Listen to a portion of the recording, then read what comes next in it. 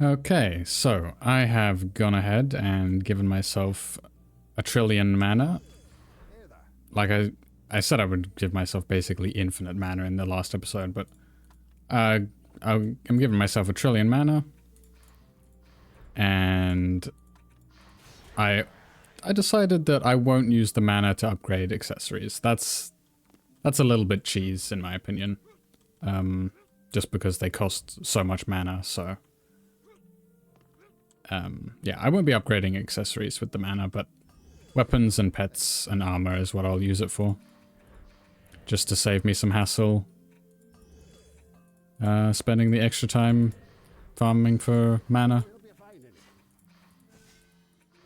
So I'm going to fully upgrade my little wizard. Almost get it to 60k. That's pretty nice.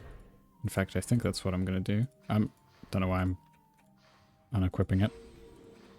Oh no, it doesn't get to... I don't know why I thought it would get to 60k. Also, that gives us a achievement. Now, let's see. I'm interested to see how much damage this does. 10.9 a shot. Damn. That's really nice. Okay, so now that that is out of the way,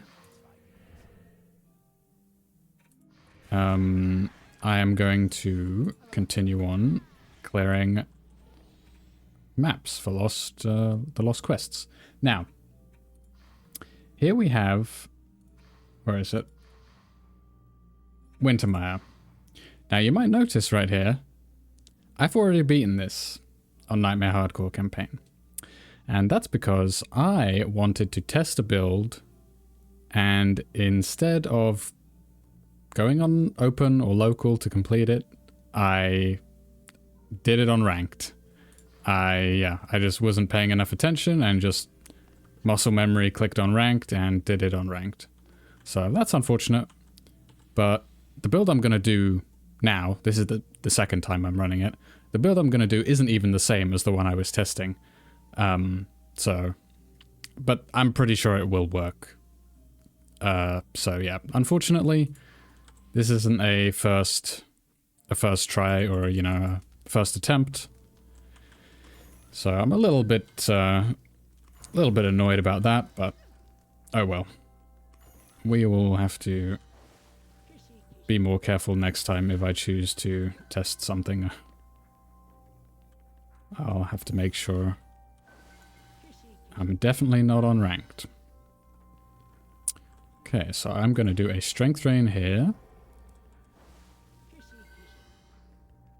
That's all the auras I'm going to do for that area. Oh, I forgot to show my stats.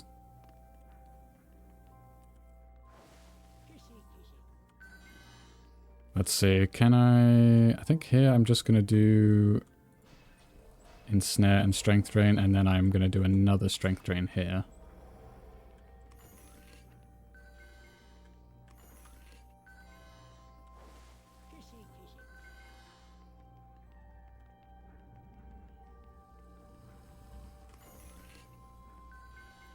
Okay, stats real quick, just because I'm on a timer. EV, Apprentice, Hermit, DPS Monk, Tower Booster. Okay, so what I'm going to do is a buff beam here, 5 DU, and then I'm going to do another 4 DU buff beam here. That's it for the buff beams. And then I'm going to build my apprentice towers in wave. Let's get a builder genie on. I'm going to do some LTs. Oh, whoops. Going to do 4 DSTs. 1 south, 1 north, and then 2... Oh my god, my cast rate is so slow.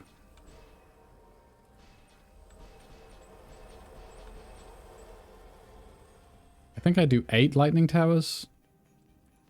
We'll see. I can just sell them.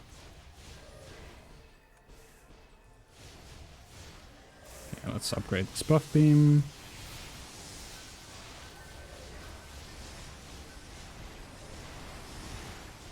Gonna throw out a mana bomb here.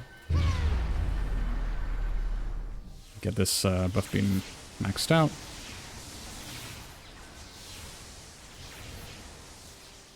And there we go, that's the first wave. Pretty easy. So, yeah, I probably should have mentioned, one of the reasons why I'm doing this is because it's a good mana farm. Like, if I was in the situation where I couldn't, you know, just give myself infinite mana, essentially, from another account, I would be doing this. I would be farming this and selling the coal. So what I'm going to do is I'm going to put golems on this buff beam. I'm going to do 4 golems, and we're out of mana, so we need to sell some LTs.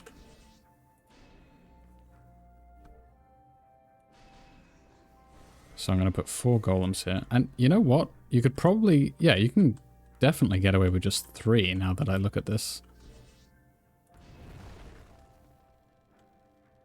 So let's do that.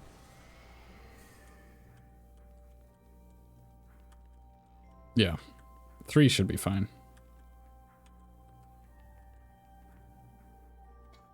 Oh my god. The wave time. Okay, I'll build the rest of the towers next wave. We should be fine.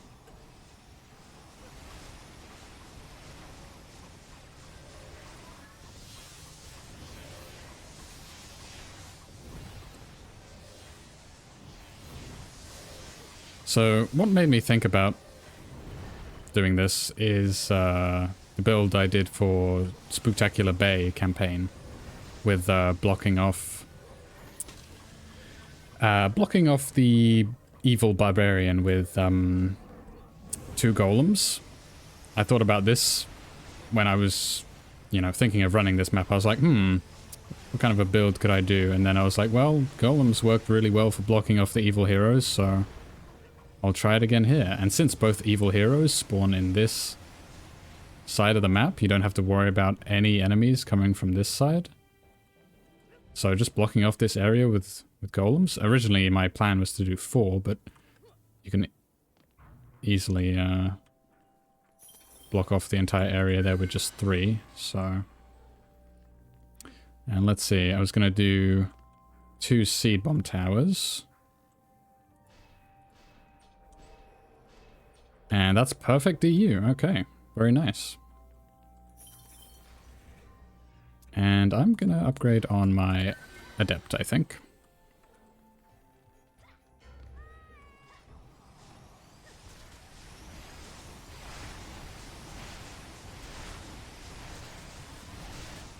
You could also use Darkness Traps, I believe. But I like not having to worry about the Darkness Traps possibly being despawned, specifically south, that south spawn there. There's the possibility of it getting despawned, and there's more of a risk of that core taking damage then. I just like the Strength Drain aura for a more secure resistance removal.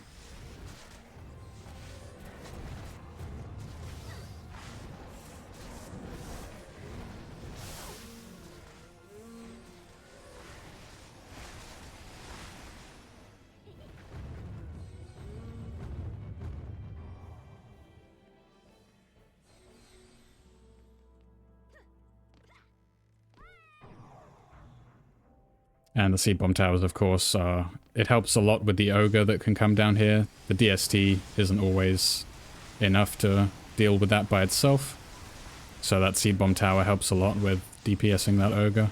And then the seed bomb tower facing forward obviously helps with the ogres. Not that they really need much help with the 3 golems here. And then also that seed bomb tower is nice for the bosses as well. That's something to note, is that the bosses, I believe, don't take damage from DSTs, and I I know for certain they don't take damage from DSTs, but I don't know if they take damage from LTs or not. It doesn't really matter because they probably have like a ton of resistance to LTs anyway.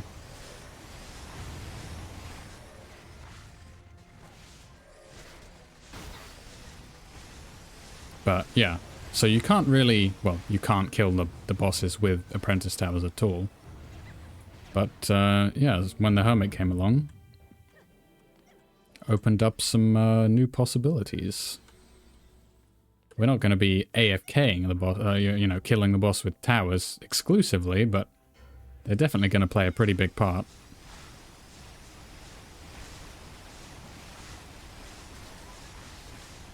I probably should have switched over to my tower booster here. There's nothing left to upgrade. I guess we could upgrade these Strength Rain auras.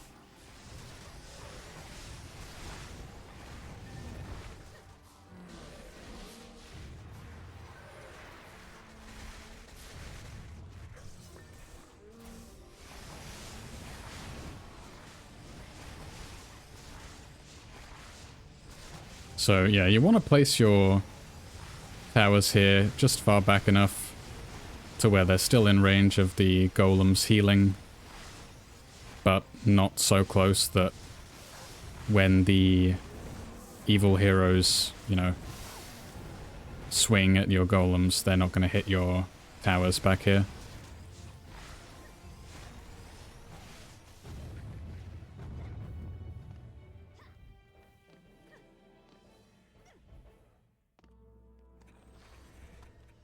So I'm going to switch to my tower booster, and we're just going to tower boost from here on out.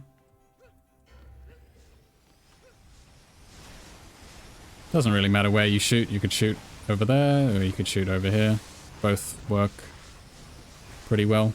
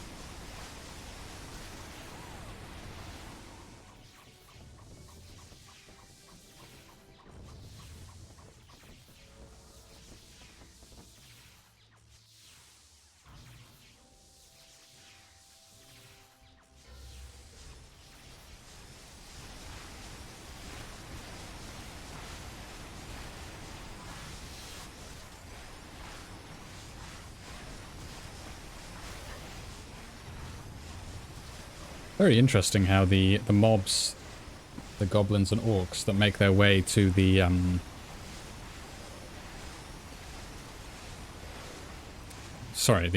West Crystal, they get to the core and then they seem to just turn right. Oh. Yeah, you see that goblin and orc? They just get to the core and then just don't seem to care about it anymore.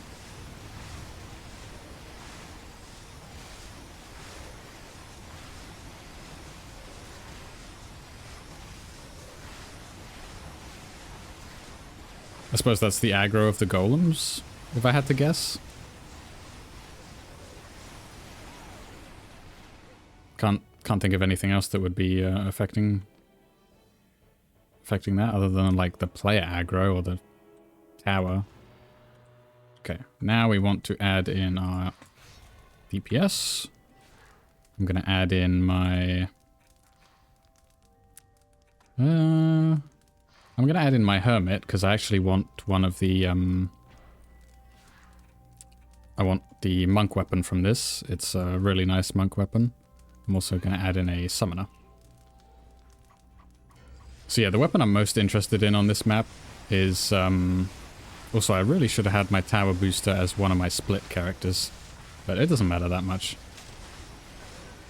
What was I saying?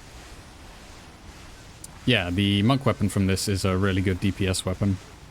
it got buffed recently so that the projectiles, instead of being spread out, they are in a triangle shape, which makes it really nice for long range.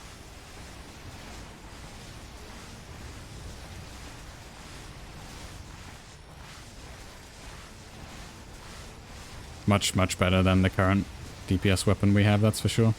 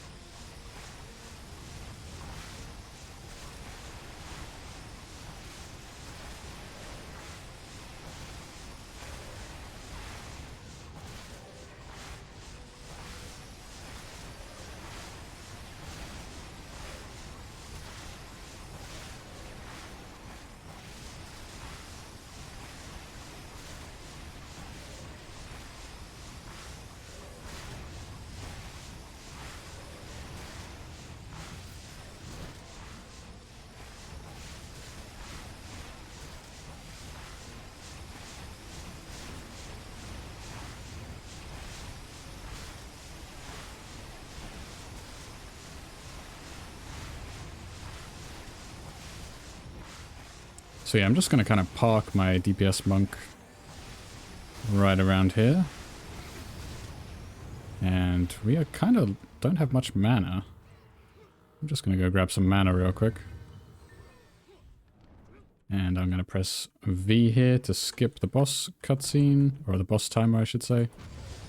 Start hero boosting, and then start tower boosting. And if I see any of my towers getting low,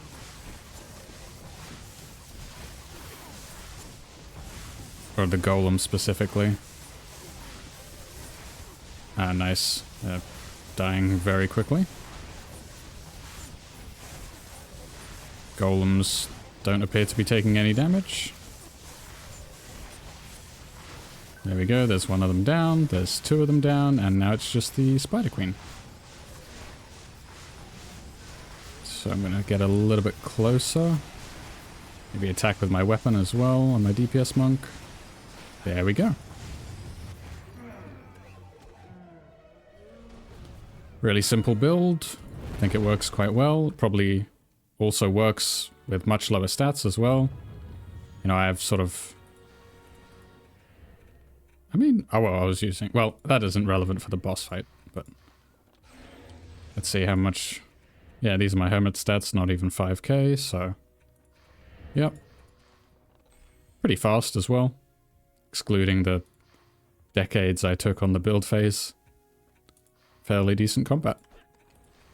Alright, let's see what we got. Did we get a good DPS weapon? We got our coal, of course. And let's put that pumpkin pirate back on our adept just before we forget. So we got the coal. This coal you would put in your mana shop and sell it for however much mana. I have no idea how much coal is worth. I've not paid attention to the trading scene in this game for a long time, so coal, from my memory, could be between anywhere from 20 billion to 70 billion. I really have no idea. And unfortunately, we did not get a good candy cane. I mean, it has a lot of upgrades, but that's about it. Yeah, also this is a good accessory farm as well. Say if you got bored of doing Tomb of Etheria for accessories and a weapon, you can come here and get accessories and a good DPS monk weapon as well. A nice alternative if you like the Christmas aesthetic accessories, then you can come here for them. Alright, I'm interested to see how good this is, even though it has negative hero damage. So yeah, we want to upgrade projectile speed and then number of projectiles whenever we can. Looks like it's going to cap at 5 and then just all into range damage. So this is almost 25k, and this is what the projectiles look like. There's sort of a 3 at the bottom, 2 in the middle, 1 at the top, so it forms a triangle. Before, all these projectiles would be spread out in a line. And, yeah. So now it's a lot better at longer range.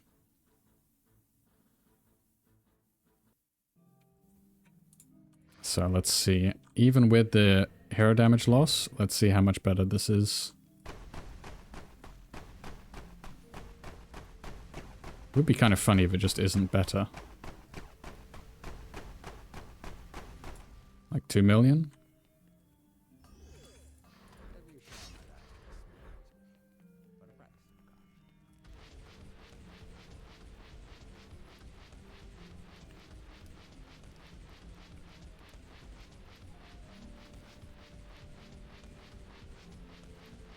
It's barely better.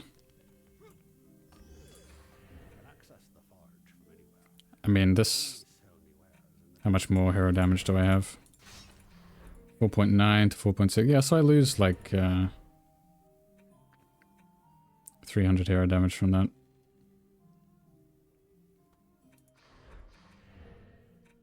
Which is probably the difference.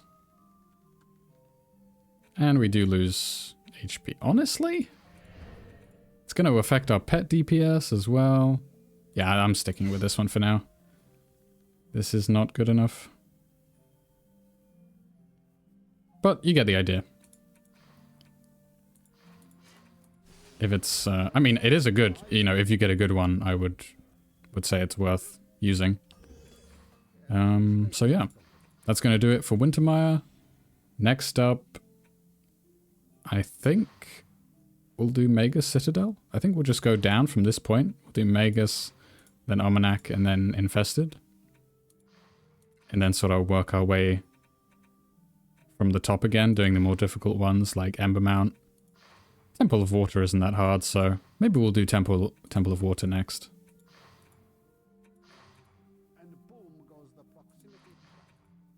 So yeah, that's it.